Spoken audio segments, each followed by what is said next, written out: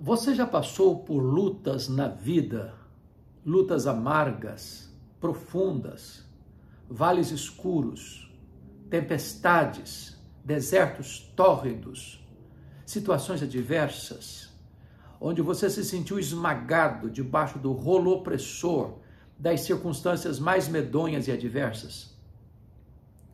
Você já se sentiu perseguido, injustiçado, machucado pelas circunstâncias da vida, pela fúria do diabo, pela maldade dos homens, pelos sentimentos turbulentos que assaltaram a sua alma?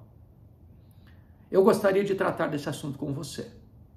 Como você pode reagir diante dessas circunstâncias tão medonhas, para não afundar, não naufragar nesse mar revolto das circunstâncias difíceis da vida? Quero recorrer à carta de Tiago, capítulo 1, quando ele vai apontar-nos alguns princípios que podem nos ajudar a enfrentar as realidades difíceis da vida, sem jogar a toalha, sem entregar os pontos, sem afundar no pântano do desespero ou da autopiedade e viver vitoriosamente. A primeira coisa que esse texto vai nos informar é que Tiago é um servo de Deus, servo do Senhor Jesus Cristo, escrevendo aos crentes da dispersão. Isso significa que ele foi transformado de um incrédulo num crente. Esse Tiago aqui não é Tiago apóstolo. Tiago apóstolo foi assassinado em Jerusalém por ordem do rei Agripa I. Esse Tiago aqui é o filho de Maria, irmão de Jesus, que se tornou um líder da igreja de Jerusalém, que presidiu o primeiro concílio da igreja de Jerusalém. E agora ele está escrevendo aos irmãos que foram dispersos, forasteiros, peregrinos, que perderam suas casas, suas terras, seus bens, que perambulavam pelo mundo, debaixo de atroz perseguição, mas apesar de circunstância tão difícil, ele aqui agora se dirige a esses irmãos, não como um incrédulo, como fora. Enquanto Jesus não ressuscitou, Tiago não acreditou nele como filho de Deus. Certamente convivendo com ele na mesma casa, convivendo com ele debaixo do mesmo teto, achava que ele fosse apenas um homem comum como os demais. Mas quando Jesus ressuscitou, ele estava lá com Maria no cenáculo, orando com a igreja, 10 dias até que veio o Pentecostes. O Espírito Santo foi derramado e Tiago tornou-se um líder. Tiago tornou-se uma coluna da igreja de Jerusalém. Tiago veio a se tornar um dos mais importantes líderes da igreja do primeiro século. E agora ele está escrevendo como crente, como servo do Senhor Jesus, para aqueles irmãos que estão passando as maiores agruras da vida, sem liberdade, sem propriedade, sem tantas vezes dignidade diante de perseguição tão atroz. Mas eu quero então trazer aqui algumas lições para o nosso enlevo, para o nosso encorajamento. Primeiro, é que as provações cristãs são compatíveis, as provações da vida são compatíveis com a fé cristã. Tem muita gente que, pelo triunfalismo ou ufanismo que aprenderam, acham que um cristão não pode passar por lutas, por provas, por vales, por dissabores, por perseguições, por pobreza, por situações de enfermidade. Mas esse não é o ensinamento das Escrituras. Tiago vai dizer o seguinte: meus irmãos, tende por motivo de toda alegria o passares por várias provações. E é importante entender que ele não está escrevendo para incrédulos, ele está escrevendo para a igreja, para os irmãos que estão forasteiros e foragidos, que foram perseguidos, seus bens foram sequestrados. E ele diz que aqueles irmãos deveriam ter e enfrentar essa situação com toda alegria. Bom, isso parece contraditório, paradoxal, parece-nos que provação não combina com alegria, parece-nos que situações difíceis é para você lamentar, reclamar, murmurar e chorar, e não para se alegrar. Mas o cristianismo nos ensina a viver uma vida sobrenatural, de ter uma reação transcendental, de mesmo na hora mais sombria da vida, erguer aos céus um cântico de adoração a Deus e de gratidão ao Senhor. É possível, sim, você estar passando hoje por uma prova, por uma luta, por uma dor, enfrentando enfermidade, enfrentando problemas financeiros, enfrentando problemas com a família, enfrentando problemas de oposição do mundo, de ódio do mundo, de perseguição das pessoas, e mesmo assim, você ainda será uma pessoa feliz, muito feliz, tendo por motivo de toda alegria você passar por essas circunstâncias. Sabe por quê? Porque as provações são compatíveis com a fé cristã. O apóstolo Paulo, o grande bandeirante do cristianismo, o grande paladino da fé, o maior pastor, missionário, teólogo e plantador de igrejas da história do cristianismo, ele enfrentou muitas lutas. O próprio Jesus disse que lhe mostraria o quanto importava sofrer pelo seu nome. E por onde passou, ele enfrentou muitas dificuldades. Ele foi perseguido em Damasco, ele foi rejeitado em Jerusalém, ele foi esquecido em Tarso, ele foi apedrejado em Listra, ele foi açoitado em Filipos, ele foi escorraçado em Tessalônica, ele foi enxotado de Bereia, ele foi chamado de tagarela em Atenas, ele foi chamado de impostor em Corinto, ele enfrentou feras em Éfeso, ele foi preso em Jerusalém, ele foi acusado em Cesareia, ele enfrentou um naufrágio para Roma, ele foi picado por uma cobra em Malta, ele chegou em Roma preso e algemado. Mas ele diz para a igreja de Filipos assim: meus irmãos, eu quero que vocês saibam que todas essas coisas que me aconteceram contribuíram para o progresso do evangelho. Este homem olhava para a vida com os olhos de Deus, sem perder em momento alguma serenidade, entendendo que Deus é soberano e Deus jamais aflige os seus filhos sem um propósito. Então, essa é a primeira lição que eu gostaria de destacar na carta de Tiago, capítulo 1, versículos de 1 a 4, é que as provações são compatíveis com a fé cristã. Mas é uma segunda verdade, é que as provações são variadas. Tiago diz assim: meus irmãos, tende por motivo de toda alegria o passardes por várias provações. Esta palavra várias, ela é muito bonita, e ela é uma das palavras mais ricas do vocabulário grego. É a palavra poikilos, de onde vem a nossa palavra portuguesa policromático, ou seja, de diversas cores. Há provações de vários níveis, de várias tonalidades, de vários matizes. Há provações que são leves, que você passa sem quase perceber. Há outras provações que são medianas e você já sangra e chora por algum momento. Há provações que são cinzas, escuro, e você é acuado e intimidado pelas circunstâncias ou pelos sentimentos. Há provações que são tenebrosas. Você passa por elas gemendo, chorando, sangrando, achando que não vai conseguir escapar ou não vai conseguir superar. Há várias provações, de todos os matizes, de todas as cores. Eu não sei quais são as provações que você hoje está passando. Talvez uma provação leve, talvez uma provação mediana, talvez uma provação severa. Mas eu quero lhe dizer que Deus não é pego de surpresa por você estar passando por essa situação. Eu quero lhe dizer que Deus não deixa você só quando você está passando por esta provação.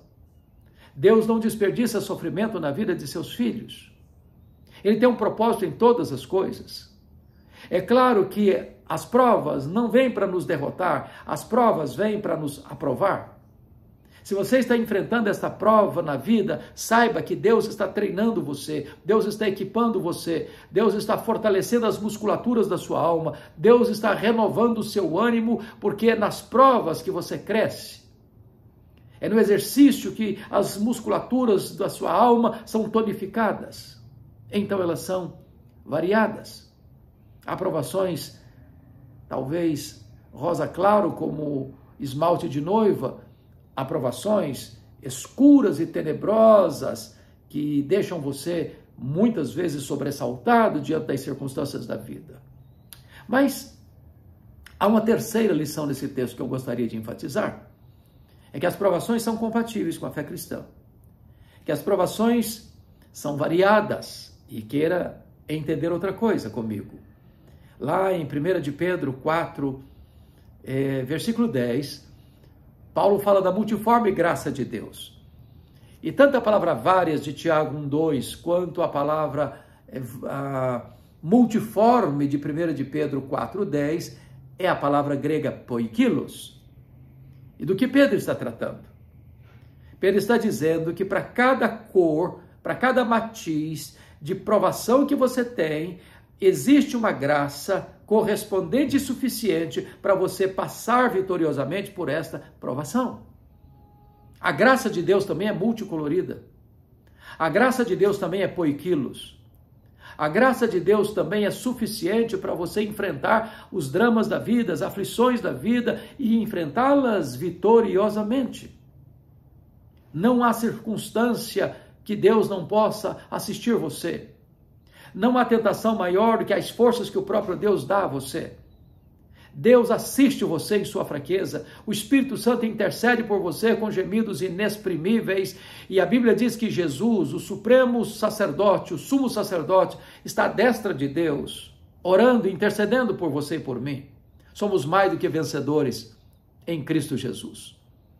Mas há uma terceira verdade que eu quero então destacar nesse texto. É que as provações, além de compatíveis e variadas, elas são passageiras. Tiago diz assim: meus irmãos, tende por motivo de toda alegria o passardes por várias provações. Ele não diz o ficardes, mas o passardes. Em outras palavras, as provações da nossa vida têm tempo de validade. Elas não vêm para ficar permanentemente. Elas vão embora. Elas chegam, elas têm o seu tempo e elas terminam. É claro que nós não suportaríamos uma viagem toda pela vida só com provações. Tem dias de choro, tem dias de alegria. Tem dias de luto e tem dias de festa. Tem dias de saúde, tem dias de enfermidade.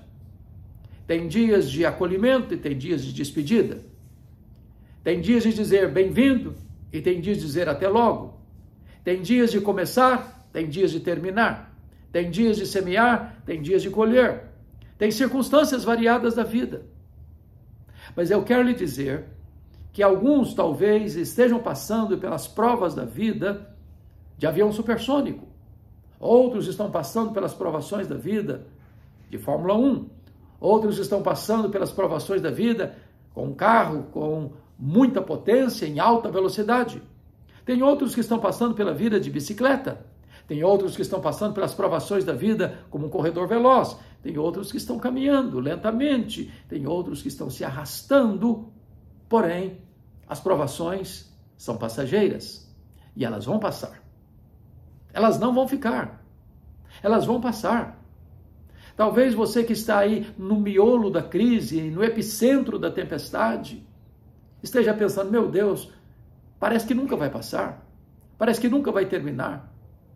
Há pessoas que estão sentindo-se encurraladas, acuadas, entrincheiradas pela medonha crise e até pensam e flertam com a própria morte, dizendo: eu não consigo sair dessa. Todas as portas estão fechadas, todas as janelas estão trancafiadas, eu não vejo uma luz no fim do túnel, eu não vejo uma janela de escape. Mas preste atenção, as provações vão passar. O choro pode durar uma noite inteira, mas a alegria vem pela manhã. Deus vai enxugar suas lágrimas. Deus vai aprumar seus joelhos trôpegos. Deus vai firmar os seus pés na rocha. Deus vai trazer consolo à sua alma. Deus vai trazer bálsamo para o seu coração. Deus vai trazer saída para esta crise medonha que atinge você, porque as provações não vieram para ficar. Elas são passageiras. Elas são passageiras. Diz a Bíblia que nós não caminhamos por um acaso. Nós não caminhamos por um destino escuro e sombrio. A história não é um caminhão sem freios ladeira abaixo. Nós não caminhamos para o caos, para o desastre, para a derrota fatídica e fatal. Nós caminhamos para uma manhã gloriosa da eternidade. Jesus voltará com grande poder e glória. Ele vai se assentar no trono, ele vai julgar as nações, ele vai colocar todos os seus inimigos debaixo dos seus pés, ele vai lançar no lago do fogo o anticristo, o falso profeta, o diabo, a morte, o inferno e todos aqueles que taparam os ouvidos à voz da sua graça, e então haverá novos céus e nova terra, nos quais habita a justiça. Então diz a Bíblia que Deus vai enxugar dos nossos olhos toda lágrima. Então já não haverá luto, nem pranto, nem dor, porque as primeiras coisas já terão passado.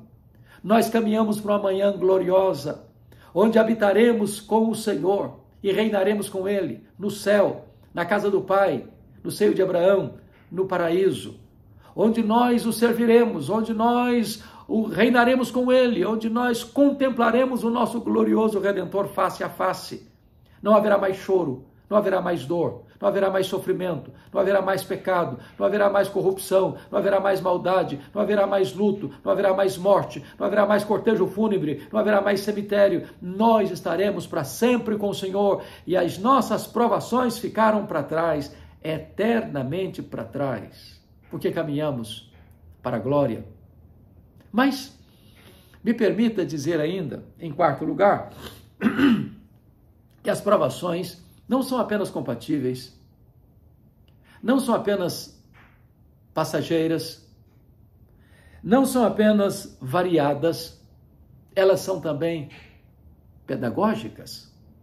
Porque Tiago diz assim: meus irmãos, tem por motivo de toda alegria o passares por várias provações, sabendo que a provação da vossa fé, uma vez confirmada, produz perseverança. Ora, a perseverança deve ter ação completa, para que sejais perfeitos e perfeitamente íntegros, em nada deficientes. O que Tiago está dizendo é que Deus tem um propósito em todas as coisas. O que Tiago está afirmando é que as coisas não acontecem na nossa vida por acaso. Não existe o acaso, nem sorte, nem azar, nem determinismo cego. Não existe olho gordo, nem macumba para cristão. A nossa vida está nas mãos do Deus Todo-Poderoso. A Bíblia diz: sabemos que todas as coisas cooperam para o bem daqueles que amam a Deus, daqueles que são chamados segundo o seu propósito. Porque este mesmo Deus nos predestinou para sermos conformes à imagem de seu Filho, a fim de que ele seja o primogênito entre muitos irmãos. O que nós cremos é que Deus está no controle da nossa vida. Às vezes temperando providências carrancudas com providências sorridentes. Mas Deus está forjando em nós o caráter de Cristo. Deus está nos burilando, nos transformando, para que a beleza de Cristo se veja em nós. O que Deus requer de nós é maturidade. É que cheguemos à estatura do varão perfeito, da plena varonilidade daquele que é o varão perfeito, Jesus Cristo nosso Senhor. Então, não se desespere, não murmure, não reclame, não jogue a toalha. Saiba que Deus está trabalhando, e trabalhando até agora, que Deus não desiste de você, que Deus não abre mão da sua vida, que apesar das suas lutas, das suas fraquezas, até dos seus fracassos, Deus não vai descartar você, Deus não vai usar lata de lixo para jogar você lá. Quando Pedro caiu, negando a Jesus, o Senhor, olhando para Pedro, na sua covardia, negando Jesus 3 vezes, com juramentos e blasfêmias, quando Jesus ressuscitou, mandou um recado para ele, através do anjo: ide e dizei aos seus discípulos e a Pedro, que ele irá diante de vós para Galiléia. Lá o vereis, como ele vos disse. Pedro poderia ter até desistido de Jesus, mas Jesus não desistiu de Pedro. Jesus não desiste de você. Ele conhece você, ele ama você. Apesar de você, apesar das suas lutas, apesar das suas fraquezas, apesar dos seus fracassos, apesar das suas quedas, apesar do seu pecado, Jesus ama você. E Ele está trabalhando em você, para restaurar você, para renovar você, para levantar você, para instrumentalizar você, para encher você com o Espírito Santo e para usar poderosamente a sua vida. Então, entenda isso. A provação tem um plano. tem um propósito, estabelecido pelo próprio Deus. É fortalecer você, é equipar você, é amadurecer você na fé, é tornar você um crente fiel, cheio do Espírito Santo, santo, piedoso, que vai testemunhar da graça de Deus na sua vida, que vai resplandecer na sua vida e através da sua vida a glória de Deus. Então o final é glória a Deus, o final é testemunho do Evangelho, o final é crescimento espiritual. Agora Tiago diz assim: meus irmãos, tende por motivo de toda alegria, esse processo não deva ser enfrentado com murmuração. Não. Deus quer que você e eu enfrentemos esse processo rumo à maturidade com toda alegria. Sem a fé cristã, este conselho de Tiago parece masoquismo. Nenhuma pessoa tem prazer em sofrer? Claro. Nenhuma pessoa aplaude o fato de estar passando por uma provação? Claro. Ele não está dizendo que nós devemos ter alegria no sofrimento pelo sofrimento. Ele não está dizendo que nós devemos celebrar o sofrimento e reclamar quando as coisas vão bem. Não é isso que ele está dizendo. O que ele está dizendo é que eu preciso discernir por trás da prova a mão da providência divina. Por trás da prova, o propósito soberano de Deus, que é me transformar à imagem do Rei da Glória. Jesus, sendo ele perfeito, aprendeu pelas coisas que sofreu. E o Senhor Deus está trabalhando em nós, esculpindo em nós a beleza de Jesus, para que a nossa vida reflita e resplandeça a beleza de Jesus. Então, é hora de você celebrar o Deus da sua vida, o Rei da Glória, porque Ele ama você e está trabalhando em você, por você, para usar poderosamente você. Deus abençoe sua vida, Deus abençoe seu coração. É hora de nós sermos mais do que vencedores e vitoriosos em Cristo Jesus. Um grande abraço a todos vocês, que Deus abençoe a todos.